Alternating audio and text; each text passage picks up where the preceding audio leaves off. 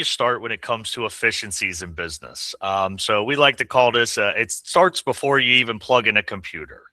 And what does that mean? Like before you get technology moving, what we find is in business, sometimes the wrong computer can create an invisible inefficiency.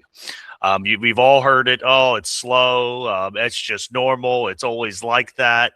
But the issue is it normal? Are we listening to what people are saying? Because what we found is something as simple as it's slow is taking time, and time and efficiency, we're limited on it, you know. And when you start messing with time, then you start messing with revenue, you start finding funds, and just a simple, just tidbit of time. If a computer is just slow for 15 minutes a day for somebody, in the end, over one full year, you've lost over a week of their revenue. And it's just putting into perspective that can really cause damage in the long term. So, really taking a step back and looking at standardization across an organization. And when we start looking at standards, we kind of came up with this over here at Iris, the three R's, you know, roles, resources, and return. Not everybody's role needs that they got to have the biggest, most powerful computer. So even in our organization, we follow this. We call it the standard user versus a power user. I'm considered a standard user, even though I'm a strategic account executive. I work with businesses. The resources that I need don't require a lot of power to work. Now, as we look at different people within our organization, they might be power users because take somebody that's in marketing, you know, John over here, you know, he's going to have a lot of resources. There's going to be a lot of windows open. I got graphics over here, and those are all sucking resources from a device. So you got to make sure that we are strategically planning everything to make sure people are able to work with the equipment they have, and we're not hindering them. And it's sometimes it's a simple conversation of, what resources do you need to present your role and actually make it more effective? You know, and leaning that into then goes into the proper workstation setup. Something as simple as, you know, how many monitors do I need? Do I need a docking station if I have a laptop? We've heard of users where, oh, I have a desktop at home and I have a laptop at the office. It's like, well, those are resources. You know, we're traveling back and forth now. Are we actually utilizing our equipment to really be a good foundation for a user? So by taking a step back and looking at all of these, you can really build a lot of efficiencies around a simple explanation of what is our standard. This is a standard user within my organization, which means this is the bear that we're going to go to, nothing below this.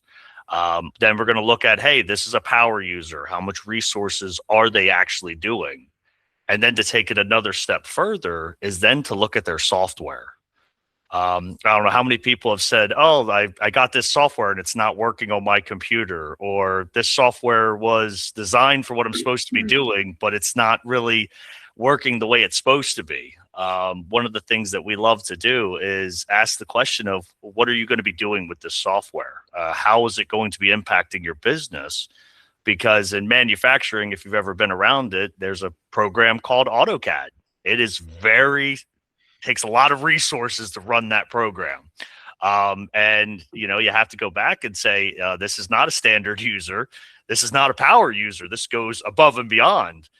But what are we gaining by making sure that before we get a computer up and running, it's going to fit someone's role? They have the resources, which then in turn will return everything that we need to do. Yeah, I love that. We actually just went through this whole process because we were talking about getting a new laptop for people, and you know, we have the Adobe suite that is needed for some people, but not others. I mean, that's another one's very intensive. If you're trying to do something in InDesign or Adobe Illustrator, you know, that's an intensive thing. So having the right computer and the right processors and RAM and everything is really important. So it's very good tips. Yeah, and a lot of it is just asking your vendors. I mean, all the stuff is out there. That's the best part. You know, if you're using a program, going to the manufacturer's website and being like, "What specs do I need?" Like, it's all there. But you know, you're just trying to find what's going to fit best for your needs. Certainly. So obviously in this slide, invisible inefficiency killers. And, I read this slide back and forth and I kind of chuckled to myself a couple times because it's like, is there any other way to say it? And I just could not figure it out. But one of the things that come up when we start talking about lack of organization kills productivity, and this is nothing.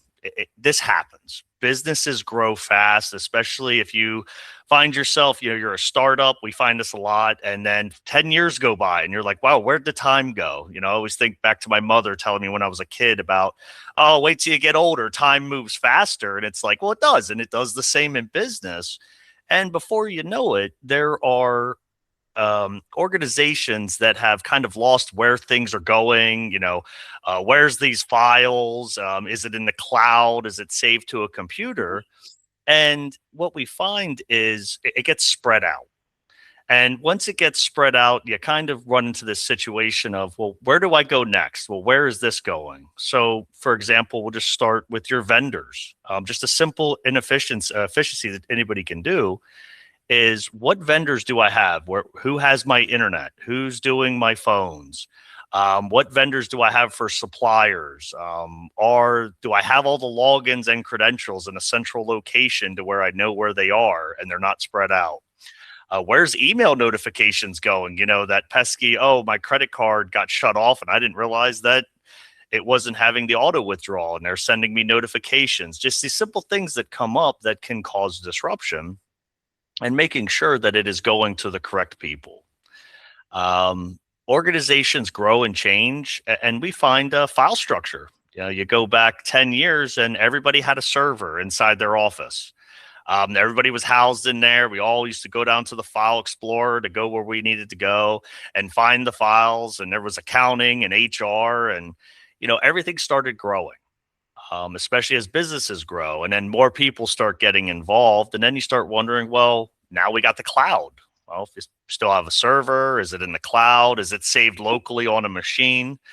All of these cause micro inefficiencies that kind of start building over time. And then you start getting duplications of documents that were made, and they were made specific for this. And so what we find is, if an organization can see that, hey, I really need to look at my file structure. Where am I saving all my files? And does everybody know where to save the files correctly? You running into that, Kay? Yeah. And everybody does it. I mean, it's notorious. We're all at some point guilty of it, and it's okay. It happens. It's just a matter of, hey, where did we do this, and how can we correct it? Yeah. Another organization thing that we find that messes with productivity is downtime. How many times have we had aging hardware that, oh, it still works? We've all heard that phrase. Software that has reached end of life, and it's like, oh, I'm just going to hold on for a little bit longer. And where do those inefficiencies really start to kind of impact an organization? Especially when you have older versions of Office. Yes, the Office desktop version is still out there. You still see the old versions. Well, if you're using a new version and the old version, you start getting a compatibility issue. It just starts compounding. And really taking a step back from that, I mean, even to the simplest of, are we restarting computers on a regular? I don't know how many times everybody's heard this one. I hope that somebody laughs. How many times I heard an IT person say, hey, we're going to restart your computer? It's like, yes, it is true. Excuse me.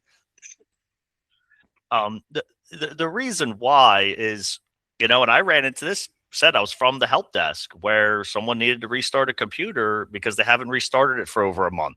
It's just, I can see these things. We know these things are happening. And what it can do is it causes downtime. So these productivity killers are just simple things that are like, man, I really just need to take the time and look at what I'm doing. And efficiency drivers, again, we have a couple listed here of centralizing your file, making sure they're organized, coming up with a clear naming convention. If you're going to do project XYZ. Well, are they all going to be named this way so that there's a simple form to be able to see them? We do it here, for example, when we work with a partner.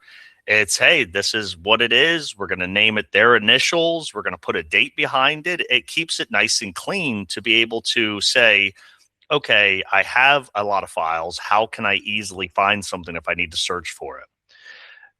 And then we step into the ongoing staff training. I know some people would probably be like, well, how do you train somebody on files? It's not so much training them on files and where to place them. It's more so if that person that has 20 years of knowledge hits the lottery and runs away. How can we easily replicate where the files were? We know where everything is. And those are kind of where we go when it comes to those invisible efficiency killers, because they're not top of mind until it's like right blatantly in front of you, and just staying on top of it and really keeping an ear out for them. Love that, especially the tacit knowledge, as they call it. With the, always think of that representation of the iceberg, where like most of the knowledge is underneath the water. And it's just that little tip that everyone's kind of, you see that's out there and available. So that makes a lot of sense. Oh yeah, and it is, and it is true, and especially if you have somebody like when you're onboarding somebody, somebody new is coming into the organization, it really shows a level of care, understanding. They're not feeling like overwhelmed. It can be very hard. You're already coming into a new environment, being able to say, here, this is the marketing folder. Please take a look. If you got any questions, we know it's in there. Maybe you can come up with a better solution, but it makes it nice. Like I said, I work with a lot of accounts. So as account managers come in, to be able to say, this is how we do our structure. This is where all the information that you should need is located. Yeah, makes sense for sure. Thank you. So then comes the next question. How many monitors do you need?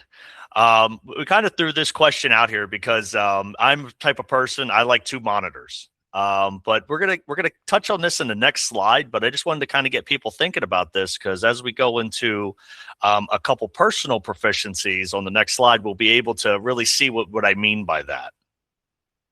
So when it comes to personal productivity, personal inefficiency compounds across the team. If one person's kind of inefficient because of the way things are set, it can spread across. Micro habits do become macro results. I mean, you have to keep doing things. But one thing that we've learned is if you build efficient individuals, you can build efficient organizations when it comes to technology. And a couple things that I had to talk about this was, I don't know, I'm a Windows user. I know there's Mac users out there, and I apologize, I don't know this, but for Windows, there's shortcut keys that you can use on the keyboard to help you, whether it's, hey, I need to minimize all of my windows that are open, just push Windows D and everything shuts. It minimizes, not shuts, should say that. But I also like to move around where I have documents on my monitor, and the Windows left key or Windows right can easily move those around to really maximize your space when it comes to your monitors. And there's a whole bunch more out there. I mean, if you look them up real quick, they're easy to find. But then also just as simply using your calendar. We're all very busy. I use Microsoft Bookings when people are wanting to do calls with me. But sometimes it's nice to just, hey, I need to block off a little piece of my calendar because I have to get this done and I don't need interruptions, because I have deadlines to meet. I mean, we all have deadlines. We all have projects. So it's just one of those little things that I've found that works really well for me and some other people that I've spoken to that really use it. I will say blocking off your entire calendar for days, that usually doesn't work too well, but people will eventually start knocking on your door. So if only that would work. Right? I've seen people try it, and I'm like, yeah, I'm still going to knock on the door because I got a problem. Yeah. But then going back to the last slide where it said, how many monitors do you need? And the reason why I wanted to kind of get people thinking about this was I wanted to talk about some of those personal habits of how to use them. What I find is when people are opening and closing a lot of windows, there may be a need to, hey, we may need to look at a second monitor. I'm in the IT world. I've seen guys with 4 to 6 monitors. I've seen the big, 40-inch wide curved screens, and they have multiple of the windows on there. A lot of it comes down to preference. I like to have 2 monitors. I think anymore, and sometimes it gets a little overwhelming. But some people they like to have a lot of things open, especially if you're working on multiple projects at one time. If you're using a computer, you're trying to multitask. That's what I got to say there. You're the 3 monitor person, John. 100%. I love my 3 monitors. Now the question is, are they stacked or are they like across your desk? They're across. I have like the kind of like the almost 360 view, or I guess 180 view of monitors. Yeah, I like that's how I like my setup at least. Yeah, I always like we have a gentleman in our office. He has the 2 monitors next to each other, and then he has a massive 37-inch on top. And it's just Oh like, wow. and it's just and you see all sorts of different configurations. But if you Yeah. find yourself or your team is closing and opening and just going back and forth, it may be time to look at how can we make this more efficient? Because if they're not taking the time, again, it quickly adds up. We saw that from the first slide. You can really benefit somebody. And then the last thing that just wanted to touch on personal productivity is desk space. I'm a person that likes to have minimal stuff on my desk. Just keeps me organized. I don't get distracted by things, but sometimes just keeping a nice clean desk can really also make a big difference too.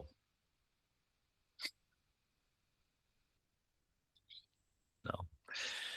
I don't know. I was kind of looking forward to this slide right here. The Zoom preference, Google Meets, Teams. I'm one of the people. I'm on the phone all day long. I'm in and out of meetings, video chats, everything. And I look at this and I smile. I try to keep my camera at eye level. Try to have good lighting, please. I hope I got good lighting in my background. I must admit, I got a little thrown off though, because when I joined the Google Meet, I was like, I can't put my own background up. Like normally I have like my background with our company logo, a little Iris technology group, really diving into what you can do with your organization. Sitting up straight, shoulders back, just simple little tidbits that can help people, because it does go a long way as we're going through this. What people don't realize is when you are in and out of calls all day long, it does affect your health after a while. If you're not sitting properly, I was in the military, so my knees and back are a little bit damaged. So it's like I have to be cautious of this, and also just kind of taking it into account and just sharing that with other people that, just because it's working doesn't mean it can't be better. Obviously, a quality headphone and headset. If it wasn't working right, somebody would have told me by now, or we're all sitting here in silence. I don't know. But then making eye contact. And look, I'm even one of these guilty people. I have a tendency to look at myself while I'm on there, like making sure that everything's still like where it's supposed to be and I didn't move, but just making sure you're looking at the camera, looking at where you need to be.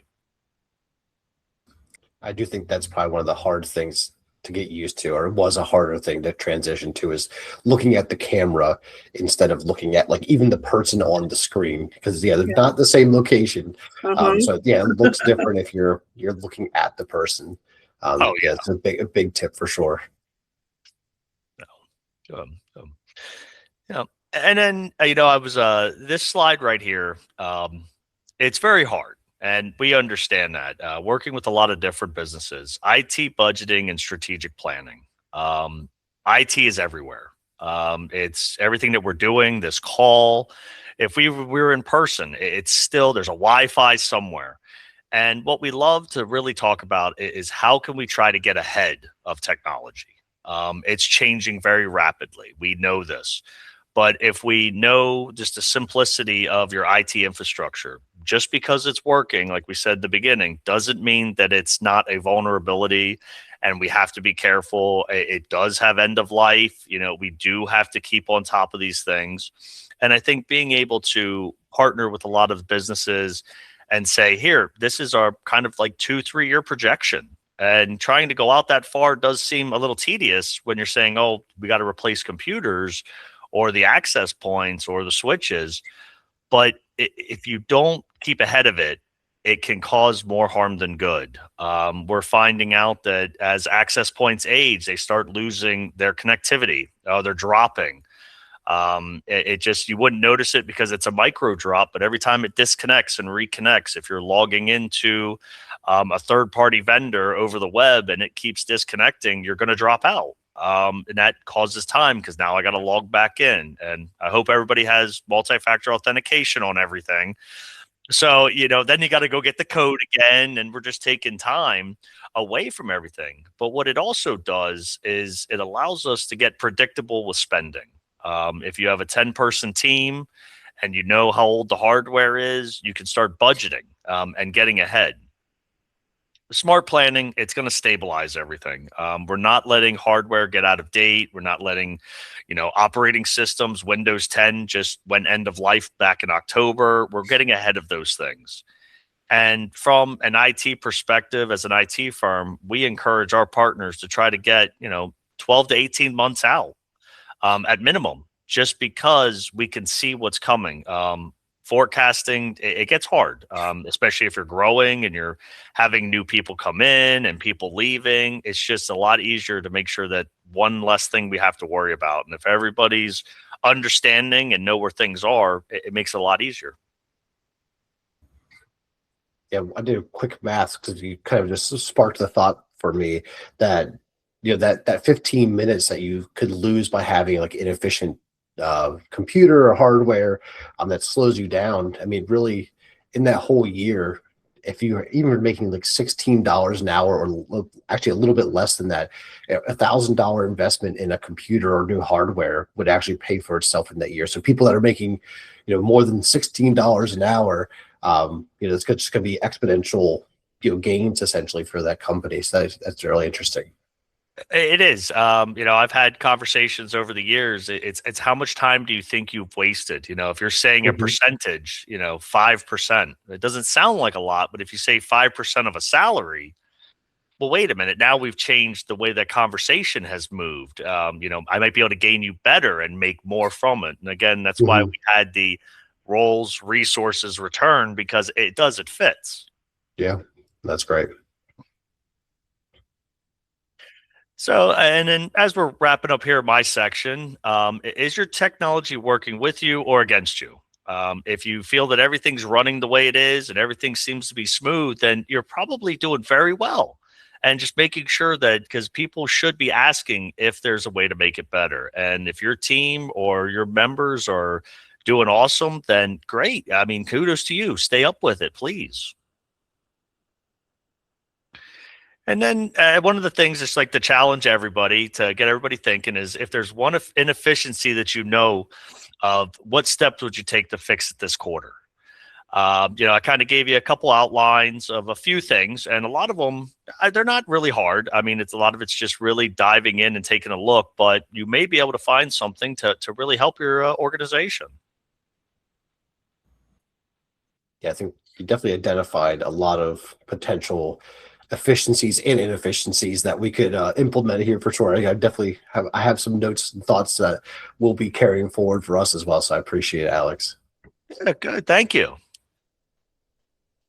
All right, well, I'm going to pivot a little bit. So we're going to kind of cover some marketing, but really we're still going to be focusing on kind of the technology and the efficiency side, because really for the marketers in the world, we deal with a lot of hats normally, which then technology, if we were losing that 15 minutes a day, that kind of adds up, that whole almost a week and a half that we'll lose in a year. Yeah, so it's a big thing.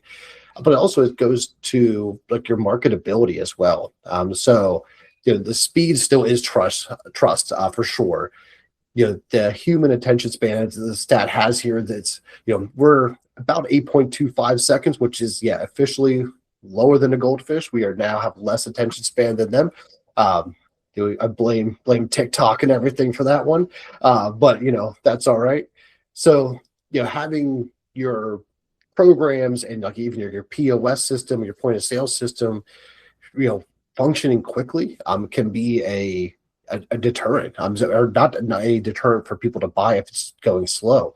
So I think really that speed throughout your whole entire process throughout your whole entire company is really going to make a big difference for sure. Same with like the omni-channel side of things. So if you have people that interact with your company online, in person, maybe via phone call, having some type of system that really brings it all together, also really helps as a whole. But you also need that infrastructure, kind of Alex was talking to really handle those types of queries and understand that how they can all interact together in some way. Because that's a big one that we see on our end too, is that people trying to kind of take different programs together to provide this kind of marketing funnel and marketing system, and it's hard to fit all the things together in some efficient way. So it can be a very difficult thing. When it works, it's fantastic, but getting it to that point can be a very difficult process.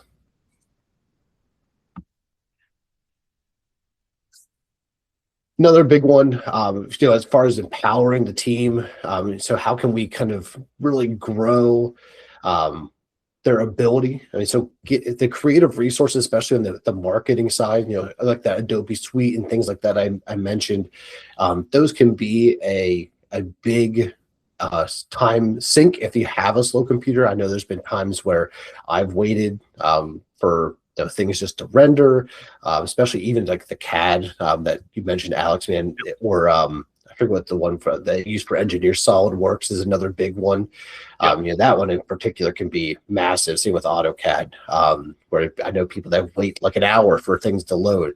The faster that loads, the faster you can keep moving people along. And especially in their case, if you're an engineer, that hour is a pretty costly hour. It's not $5 or anything like that by any means. So yeah, having those resources needed can be a big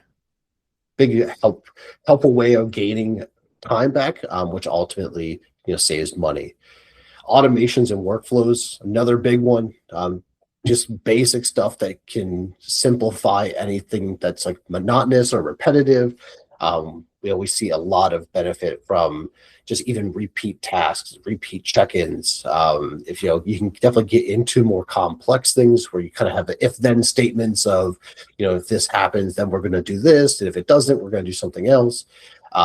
Those type of workflows for marketers in particular, and really, a lot of different jobs as well will benefit from it, but that can help kind of keep things moving along without things being missed, especially for somebody that is marketing across multiple people that they're working with. It can be a challenge for sure. The other really big efficiency part for marketers is the ad data movement. A lot of the data side that marketers deal with, there's a lot of input and data entry that kind of goes along with it. So having ways that you can kind of take structured data of some sort and putting it into your advertising campaigns or customizing emails, all those can be one easy way to efficiently kind of boost your time back that you have from inputting different data points, especially on the advertising side. It's also the faster you can do it, the better off you are. I mean, if you can instantly have somebody fill out a lead form and they get automatically added to an advertisement of some sort, that's going to be a much more effective campaign than if you have to wait 4 days until you finally get around to inputting their data and then having the advertisement campaign coming out for it. Ideally it should be pretty much instantaneous, that they start receiving something as soon as it's done. So that kind of combines really the automations with that ad data movement. So you automatically just have these things go through. And I really like this stat here. So that the average time we spend on those repetitive tasks, especially in marketing, is about 16 hours per week. So that means, it's like 40%. Yeah, that's a lot. Yeah. Yeah, it is. So there's ways that you can automate any of that. That'll be a huge time saver, which then allows you to do other things, being either more strategic things or just more valuable things that you don't have to sit there and just keep redoing the same tasks over and over again. Which once again, automations and workflows all the way. There's tons of different platforms out there like Zapier and such that you can really leverage to really kind of ultimately streamline as much as you can.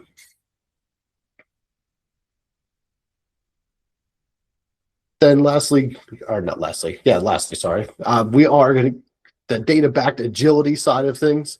So really having that good technology and a good tech stack really ultimately allows you to see more trends. The more data you have, the more data that's accessible across the board. I mean, less silos you have that somebody has the data in one department but not in the other. If you can break down those and combine data, it allows you to predict more trends, which then ultimately provides more stability for marketing, but also for the sales side, revenue side. I mean, the more data you have from prediction, ultimately, the better off your organization will be, the more information you can ultimately provide to stakeholders as well. These also, as you have a good data structure, you also have the ability to provide faster feedback loops. So it's kind of like the ad automation side. So you can put the advertisement out there, but then once the data comes back, maybe they become a customer, you can remove them from your advertising then, or switch them to a different form of advertising. Same with just kind of the lead generation. So as people become different lead levels, they become a qualified lead, or they're a new customer, you can provide better information so that you can ultimately improve your services, improve your offerings. And the faster you do that, the faster you can actually adapt and ultimately pivot your business as needed. Once again, adds a little bit more stability as well as growth opportunity. The last kind of bullet point, attribution clarity. This is probably the most challenging thing that marketers have, is where does the money come from? Did that advertisement or brochure or billboard that we ran, does that actually lead to dollars in their pocket? Of course, data is a big part of this. So if we have programs and attributions set up, I'm kind of going back to what Alex said, really, having a naming convention can ultimately really help with the attribution, especially using things like UTM trackers and other like landing pages that all kind of fit in to this structured model that really makes a big difference with making sure that you actually have pure data as much as possible to really justify your marketing attribution and your marketing spend. Ultimately, all this data, it's always nice to have, but it can be a challenge. But as you kind of get into like a more data-driven side, seeing that there are actually organizations that are data-driven are 23 times more likely to acquire new customers. So it's a big jump for those places that actually can use and leverage their data through having strong resources from the efficiency side, the whole way up to the software they're using.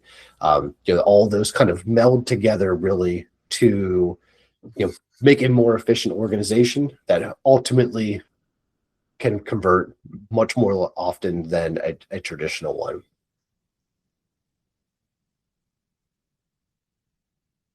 Last thing I want to kind of leave you with, just really technology is it's the bridge that is between like the great ideas and a successful campaign. So taking kind of the ideas from everybody in your organization, how can you meld all of that to make a successful campaign? And technology is really going to be the key anymore. Whether or not it's going to be setting up something simple like you just Slack channels or your CRM or whatever it may look like for your organization. But the better the technology you have, the more efficient it is. Ultimately, will provide more success for your marketing, more success for your sales side, and ultimately lead to a more successful business. So I'm going to go plug two quick more events that we have, unless Alex wants to add anything in here at the end. No, I think that statement at the end is very clear. I mean, technology it's a backbone of a business. The nice thing is that technology also allows you to move. If something does happen, you can work from home. We have figured out that this works. So But no, Yeah. this is great.